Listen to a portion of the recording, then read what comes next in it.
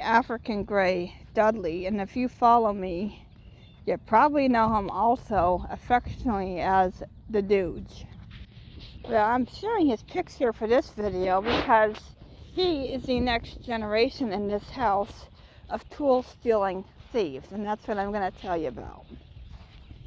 When I was, when I was about 5, my daddy made the mistake of leaving his tools in reach, and I would take crap apart. I don't remember what the hell I took apart, aside from the landline phone and my brother's RC cars.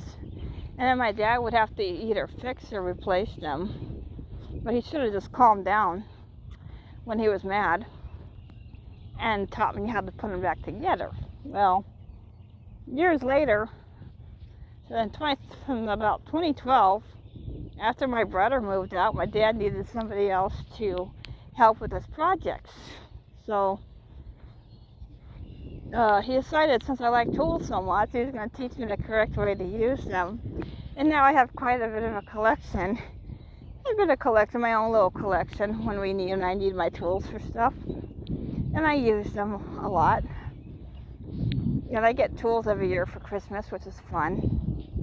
From them. My dad loves doing that, or handing down old tools to me from either him or other family members. So I did some stuff that he told me I could do. So we had our deck redone, and I had to take some stuff off with my drill and my socket set. So I did it, and then I had to take the extension off our fence because my younger dog, who is a very agile Malinois, Belgian Malinois, Maddie. Well, she's a calm Mal. She doesn't like gunshots. And I live out in the country, so people, when they would shoot during hunting season, it would terrify her enough to scale our 6-foot fence. So we extended it for a while, but now we realized she is not an escapee randomly. It's only because if she hears those. So we just know we don't leave her out too long. So he said I could take it down, since we just keep an eye on them and don't let them, if we hear them shooting, we make sure they're people shooting out in the, farm fields and stuff. We just make sure that Maddie and Simba are brought in right away. He's my German Shepherd. So I was able to take that thing down. I took it down so fast in about 20 minutes, and my parents were impressed. And my mom's like, how'd you learn how to do that? I said, or how'd you do it so fast? I said, it's called having the right tools.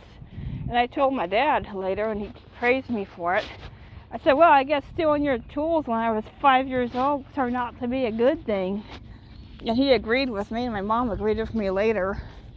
But no, sometimes some people wonder, why do I let...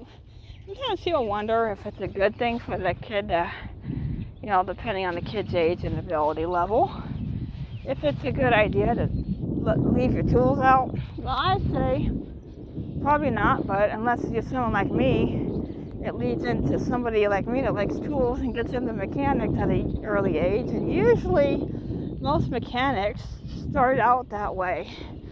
I told a friend at work that when I was taking a break from taking photos, he said, don't be some of the trouble he got into. And then another friend told me that he got in big trouble for taking his dad's lawnmower apart. So it's like, oftentimes starts the same way as a child. They steal daddy's tools, and then it leads into later meaningful work. And I've actually done construction work, helping with renovations at a volunteer project when they had a new place donated. And they needed somebody who knew we did a lot of it ourselves to cut down on costs. And I actually was able to help them move farther ahead when they struggled to meet their deadlines. Of course, it's impossible to go to stuff without bringing my tools, so I'll probably have to for some stuff, But anyway, it's time to head home.